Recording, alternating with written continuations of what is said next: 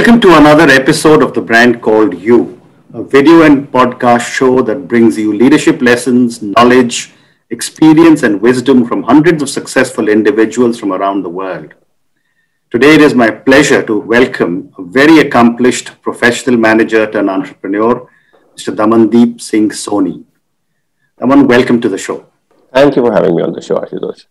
Daman is an engineer. He's from the Indian School of Business. His last three roles were with MobiKwik, Vcash, and Milkbasket. And he's now an advisor for marketing and growth for startups. Daman, what would you say are three key milestones in your career? It's a very interesting question. So I kind of reinvented myself exactly three times.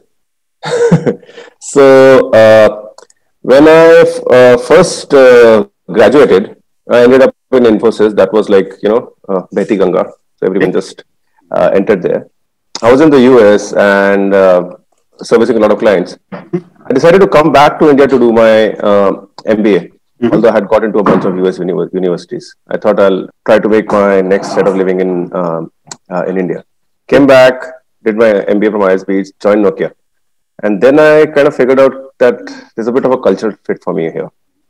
And I relocated myself this time to the UK on a very on a sales role, on a business development role. And this was an entire new country for me, zero connect, nothing. And my boss said, go get me some business. So that was a very good trial by fire. And the third time, the third milestone for me was when I got back to India. 4.5, 5 years in Infosys, I said, okay, I am not learning anything more. Let me come back and, up my risk. And I got back in 2009 and turned entrepreneur. And I decided that startup is the space I want to be. And ever since then, it's been a roller coaster ride for the last decade. So it's, and interestingly, my initial 4 to 5 years of experience comes very handy because I'm in the tech space, and having written code for a good amount of time, I kind of understand the possibilities that can happen even now, right?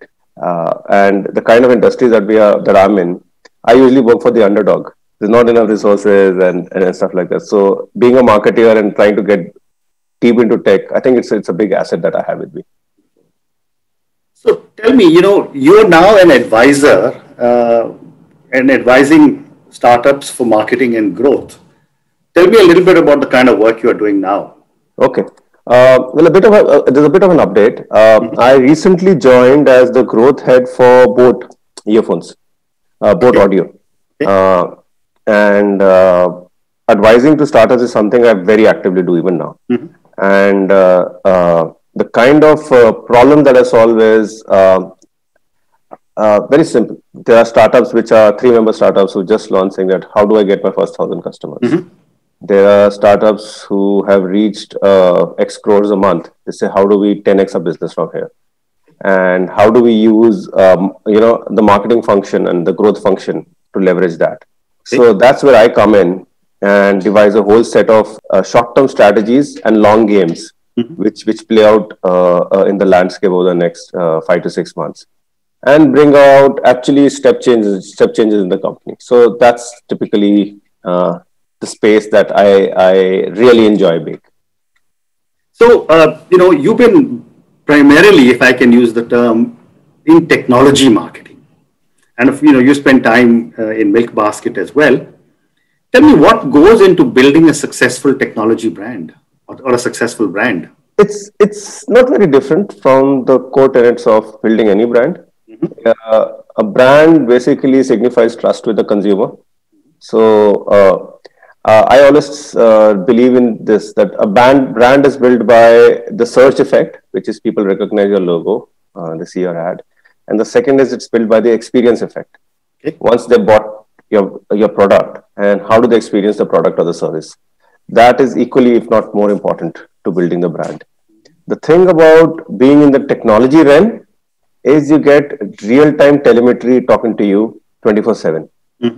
Right from the time when the user is searching for a brand, I know exactly which platforms he is on, what where he's traversing around, and what his moment of truth is going to be when he's going to buy. And once he started consuming the service, the technology enables me to figure out what is that aha moment for the user when he says, okay, I want to keep continuing this product. So for me, I think marketing has data has kind of become like a bad habit. I remember a long time ago, marketers did not have a lot of data talking back to them. It was a lot of intuition. It was a lot of post facto analysis. Here is something which if I don't get real time data talking to me, I kind of get jittery, and that's I think the baggage or I think the good habit or the bad habit I carry from launching brands in the technology space, wherein a lot of data is talking back to you simultaneously. You need to figure out what data to listen to and how to tweak your campaigns and go on from there. Fair enough. So in the world of brands, unless they're one of these really iconic brands, have a reasonably short lifetime. You've got to keep investing over and over again. Yeah. In the technology space as well, if you remove those big 4 or 5 names, what do you have to keep doing to make sure that your brand lives for a long period of time? Okay, so there's this paradigm. Earlier, when brands were created, there was the mode of communication was one way. The brand could talk a lot, and there wasn't that much competition, also, frankly, right? In terms of creating a brand, the big barrier over there was money. If you have enough money, you can go on to the only medium that can reach 1 million people, which is newspaper and TV, and you can talk about your brand. Although there are a lot of smaller companies who are doing something very awesome also. Today, this whole thing has been democratized. It's never been easier to launch a brand. It's never been more difficult to make it a long-term sustainable brand. Okay. Because today, so what are the 3 things, 3 or 4 things that we need to launch a brand? You need a good product. Today, R&D is democratized. I can figure out how to build or how to, rapidly prototype. Second is capital. I do not need access to capital from banks or from equity only. I have venture capital and I have angel investors to start helping me launch the brand. And third is media. Today, TV is not the only medium. With even 5,000 rupees, I can start experimenting whether people on my target audience on Facebook or on Insta, would like to talk to me about my brand. So what's happening is the user is now seeing over 1,000 brands talking to him on one particular day, as opposed to, you see, 25 years ago, we still remember the Nirma ad. We still remember, a bunch of iconic ads. Correct. The thumbs up ad. But today, the noise has increased a lot, even on Facebook or even on digital, because every brand is trying to talk to you. So for you to differentiate yourself, it's a lot of weight has to be picked up by the product or the service itself. Now, you cannot hope to build a long-lasting brand with a mediocre product and a loud campaign. Correct. I cannot sell sugar water and say, okay, now I can create an iconic brand today because there are 10 more people selling it. Well said. So that's a very interesting segue to my next question, which is that how can brands succeed in this incredibly fast nanosecond-based digital world? So let me give you another paradigm here. Okay. Earlier, we used to not converse with the brands. Correct. Right? Today, conversation is a very important aspect of brand. I think Give me an example of conversation for our viewers and listeners. Okay, so let me take an example of Trek Cycles, for example, right? They have a community going around with them. Now, a cycle is a machine which frequently breaks down also because there's a lot of wear and tear. The community itself comes together to help you source your spare parts. The community, the brand itself says, this is a bunch of people who all love us. We are okay that these guys talk, and in case you guys are stuck, then we can come and help you. So the trust is now happening 2 ways, okay, and the conversation is being encouraged between the community. If the brand goes and says, you know what, I'm going to control the conversation, I'm going to delete all the bad comments and stuff like that on Twitter, then people kind of know that this brand is kind of faking it. So the conversation aspect of a brand has increased manifold. Okay. Earlier, think about it. If you did not like a Nirma packet, when did you expect? You didn't expect someone to write a letter to the board saying that you didn't like. But here, if you don't like something, up goes a tweet or a message into your customer care section. And if you're not fast enough to respond it, there's a follow-on message, which kind of starts, creating chinks in the in the brand armor. So I think one is getting the conversations going, but obviously this is other than the table stakes that I'm saying in terms of, creating a brand promise, building something long term, delivering on what your promise is and not breaking it. So these are the new paradigms which we are really facing in the digital world today, wherein a lot of brands are talking to you and the ones that get you conversing, and the more you converse, the more you build loyalty and love for the brand. I think those are brands which are really going to take it forward. Yep, that's very well said.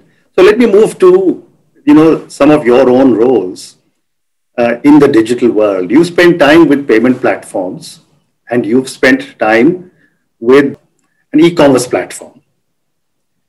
Between payment platforms and an e-commerce platform, how is this entire digital ecosystem changing the way the traditional FMCG brands have been selling? So here is the interesting thing. In the digital ecosystem, every 6 months, a new channel comes across, which enables a marketer to talk to the TG in a different way, right? Let me give an example, which probably you're not very aware of. Have you heard of Discord? Discord is a messaging app which kids use who are into gaming. Okay, and a lot of brands who are trying to attract gamers are part of Discord communities. Okay, Snapchat as a medium did not exist in India a year ago for brands to talk to their audiences, and the means to talk to the audience is very different. It's not I'm going to put an ad and get on with it, right? I have to create a video and I have to create a vertical video. Now, we've seen how brand videos are shot over the year, right? It's always been a horizontal 16:9, but here it is, you're telling you to fit everything vertically, and keep it between 15 seconds and give your message. So it's very interesting times now. FMCG companies, they're also innovating and trying to talk to users and trying to innovate. And I'm talking more on the comms side here, but there's a lot of other stuff also. But it's the smaller brands who are natively born in this era, who kind of get all these mediums pretty natively. So they kind of have an advantage. Okay, I never see a leading FMCG player utilizing a new kind of a video inventory, which probably Facebook has launched, which is very engaging, and there's a lot written about it. It's usually now the innovation on comms is happening by the smaller companies, and FMCGs have become the followers on this particular thing. So it's pretty amazing about that. The other thing, for example, is talking about non-tech and keep sticking to FMCG. A lot of brands have now started using everything and anything they have for communicating their brand ethos. For example, I love this brand called The Truth Company, which does protein bars. Every piece of material that they use, whether it's online or offline, is used to convey the brand message. Even the box that they send. And stuff like this really moves the buyer. The experience of receiving an e-commerce box, the happiness starts from there. Right? Rather than opening a brown cardboard box, the happiness starts from even receiving the box. So I think FMCG guys will look at a lot of these ideas and try to incorporate them into their long-term games. But a lot of ideas are coming up from smaller companies. Okay. So one last question on marketing before I move to the next segment. How are millennials changing the way all these young brands are going to be looking at the future? The millennials, like if you talk about the millennial versus the Gen Xers and the earlier generations, a millennial has access to far more information and can assimilate far more information than what a Gen Xer could do at his point in time, because you can't overnight give a person 5 different streams of data and say, figure out what you want to do. So generation, let me put it that way. So these guys have a lot of opinions formed at a very early age. They have very strong beliefs, because today we are not solving the problem of roti, kapda and makan. We are solving second order problems and third order problems. And the opinions that they form, the beliefs that they have are far stronger and far evolved. For brands to connect to them, you just cannot, have a functional benefit. You need to have a long-term emotional benefit, an environmental benefit, or the belief system that these guys operate in. Also, the choices for them to build their beliefs on are also very high. Okay. So brands need to peg themselves with an opinion in a specific direction. You cannot have a very loosely mentioned statement to go after these, because they see through it, right?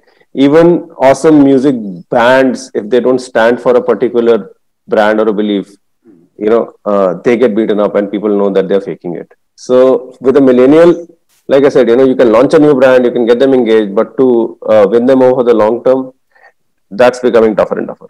Fair enough. So let's move to another section. And you've done a lot of work with startups and startup entrepreneurs. My first question is that, based on your experience, what are some of the mistakes startup entrepreneurs make? I'll talk from my experience. Yeah.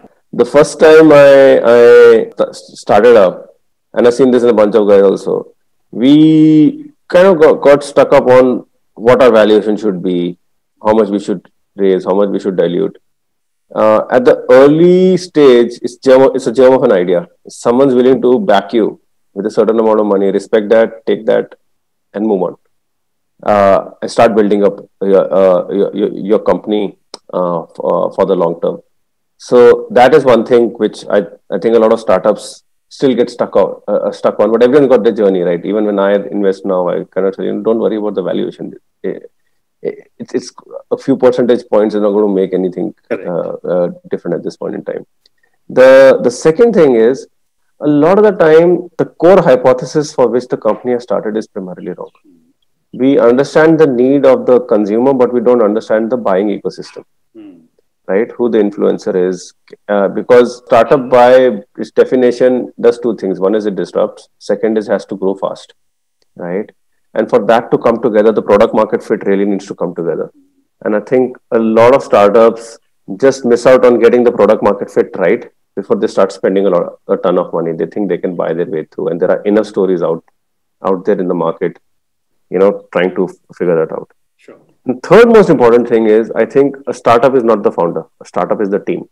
Correct. And a lot of wrong hires in the early stage have taken companies down. A lot of great hires in the early stage have just skyrocketed the company into the next orbit. So I think in terms of hiring, you really need to, as a founder, you really need to spend a lot of time trying to figure out who your early employees are going to be, and later on when you're in the growth stage, who are the guys who can actually help you grow. And I don't think domain experience is the answer. While it helps in a certain way, but yeah, I mean, with startups, you can easily go beyond domain experience to see people who have the grit and the vigor to take the company forward. What a great answer. So let's move to some questions for you personally. Okay. My first question is that, you have changed jobs very frequently. Mm-hmm. And I've often been asked this question: is it better to stay with one company for a long period of time, or is it better to keep moving quickly to be able to move up in, move ahead in the company? So I'm very clear about that. I think it's if you're having fun and you're enjoying in one place, stick around in that place. Okay. So I kind of classify my career wants with three different things. At any given point in time in a company, you get three kinds of wealth. One is monetary wealth, which is the most obvious thing. Second is knowledge wealth. If you're learning, that's the place to be. And the third is network wealth. If you're meeting more and more people who can increase your perspectives, then that is good. If you're hitting 2 out of 3, keep continuing with the job. There's no reason to change. And because that is what eventually brings you happiness in a wholesome way. So for me, shifting multiple jobs has not been by design, but it's the nature of the game in the startup world, right? You take a bet on a startup, you want to grow. Some startups fail. I mean, startups, the null hypothesis in a startup is going to fail, right? So at certain points in time, the relationship doesn't work out, or the startup is not going to a trajectory which was expected either by you or the founder. So then you kind of move on, and you take one in the chin, and move forward. But my funda state, if you are having fun, if you're enjoying, you're passionate about the work, because in startup you're not doing a job, frankly. You are doing something which you fundamentally believe in. So if the belief system goes, then it's time to move on. Fantastic. So my next question to you is that, after so many years of experience, great academic record, doing things on your own, large companies, what does success mean to Daman?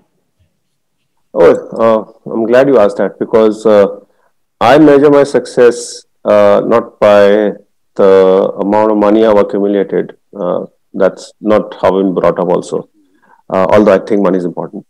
My success has one key measure. It is how many people I can help to improve, to grow.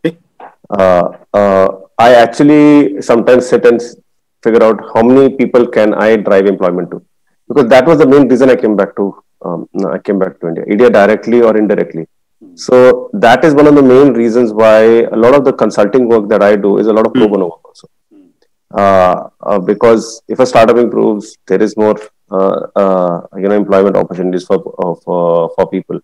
So for me, a network of people who I can help in some way or the other, that is what gives me a lot of happiness, and that is something which, as they go by, I think I'm kind of enjoying that whole journey.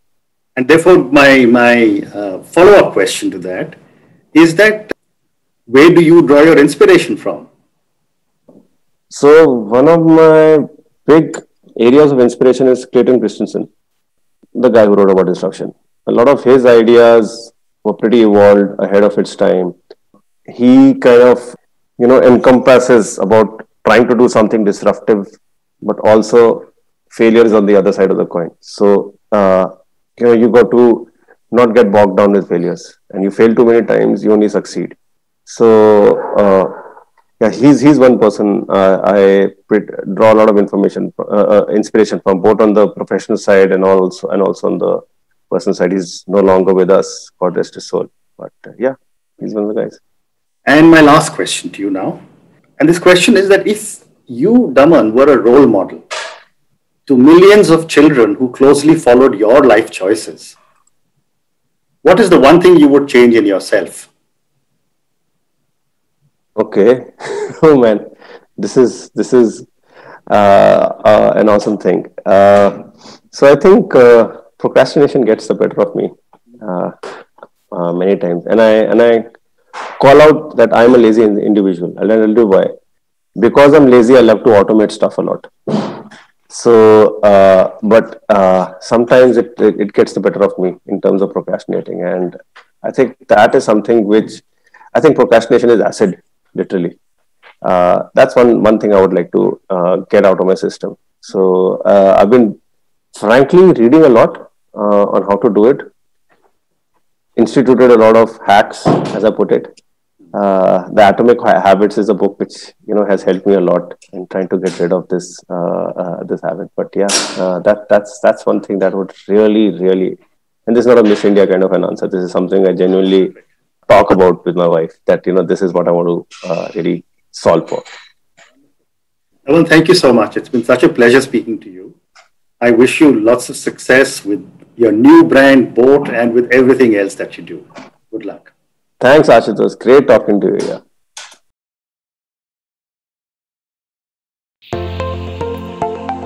Thank you for listening to the Brand Called You videocast and podcast, a platform that brings you knowledge, experience, and wisdom of hundreds of successful individuals from around the world.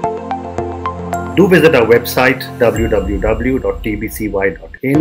to watch and listen to the stories of many more individuals. You can also follow us on YouTube, Facebook, Instagram, and Twitter. Just search for the Brand Called You.